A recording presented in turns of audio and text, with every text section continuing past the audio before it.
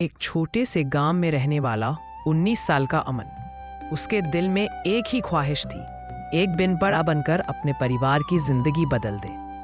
लेकिन उसके घर की हालत बहुत खराब थी। पिता दिहाड़ी मजदूर, माँ लोगों के घरों में काम करती थी। कई रातें ऐसी होती जब घर में खाने तक को पैसे नहीं होते थे।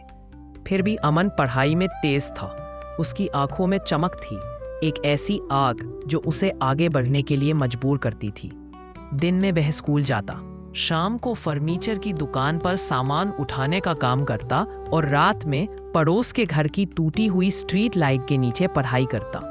गांव के लोग उसे देखकर कहते, अरे मजदूर का बेटा इंजीनियर बनेगा, ये भी कोई सपना है।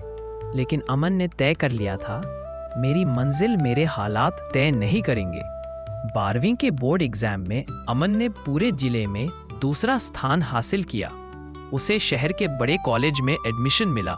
लेकिन मुश्किलें अभी खत्म नहीं हुई थीं। शहर बड़ा था, खर्चे और भी बढ़े। अमन ने अपने खर्चे चलाने के लिए रात में बिल्डिंग की सुरक्षा गार्ड की नौकरी शुरू कर दी।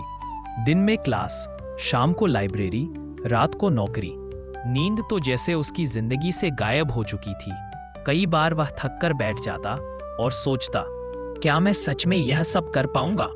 लेकिन ऐसे समय में उसे अपने पिता की बात याद आती, बेटा मेहनत कभी बेकार नहीं जाती। 4 साल बाद अमन ने इंजीनियरिंग फर्स्ट डिवीजन से पास की।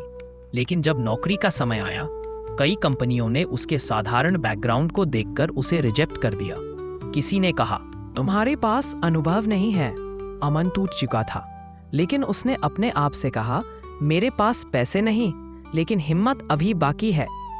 उसने अपनी कमियों पर काम किया, अंग्रेजी सीखी, इंटरव्यू स्किल सीखी और फिर एक दिन उसे देश की सबसे बड़ी टेक कंपनी से इंटरव्यू कॉल आया। इस बार अमन ने ऐसा प्रदर्शन किया कि इंटरव्यू लेने वाले खुद खड़े होकर बोले, we want you in our company. Job letter हाथ में आते ही उसकी आंखें भर आई। यह सिर्फ नौकरी नहीं थी, यह उसकी मेहनत की जीत थी, उसके विश्वास की जीत और उसके उन सपनों की जीत जिन्हें लोग मजाक कहते थे।